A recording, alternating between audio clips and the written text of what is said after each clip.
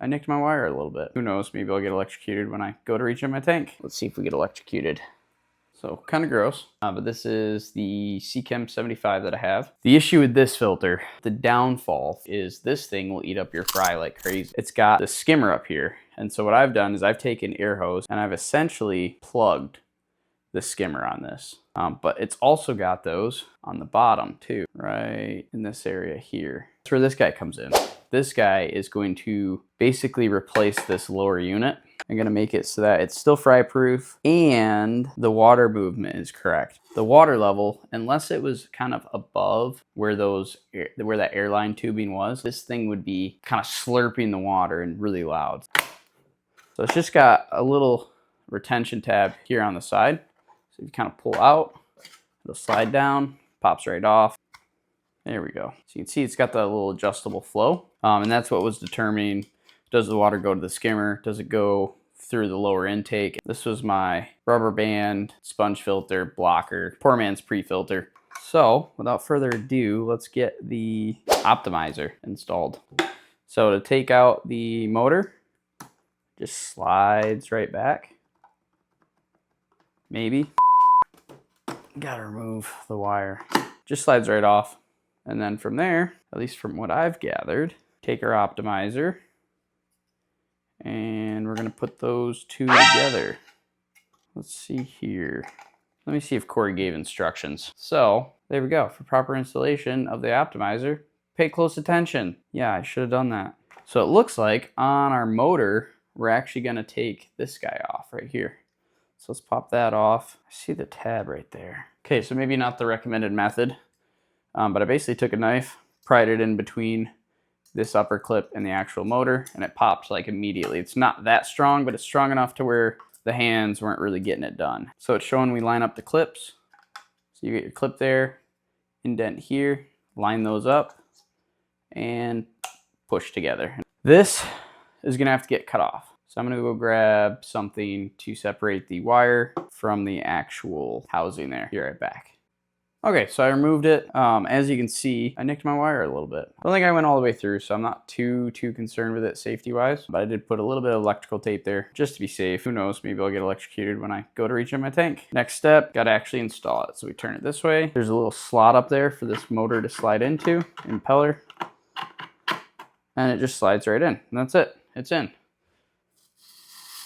Done. And now, it's not gonna suck water through there. It's not gonna be sucking water through the bottom at all or through the sides. I'm only going to be pulling from down here, which will be great. So let's get this installed on the tank and we'll show you what it's looking like in action.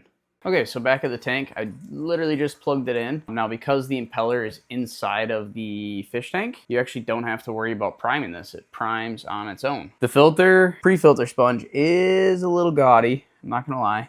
It's pretty large. I might have been able to get away with the medium size.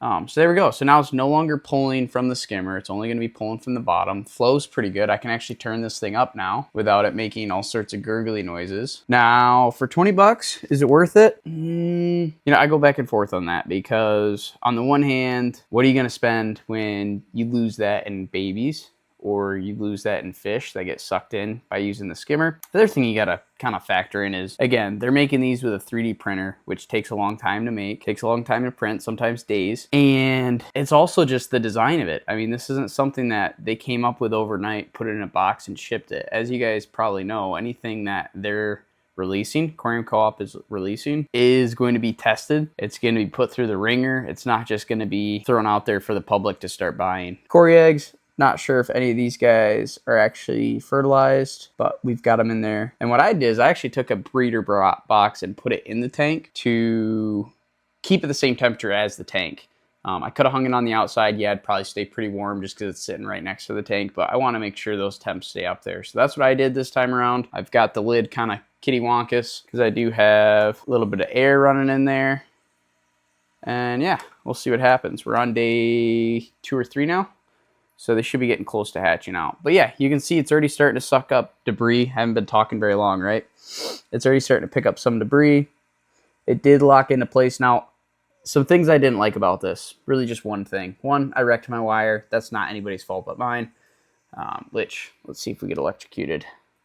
Bah! Just kidding. All good. When that impeller slides in, it doesn't really have a tactile click. It's not like, okay, boom, we're in place. Basically, all you're doing is you're pushing that all the way over until it hits that left side wall, and that's it.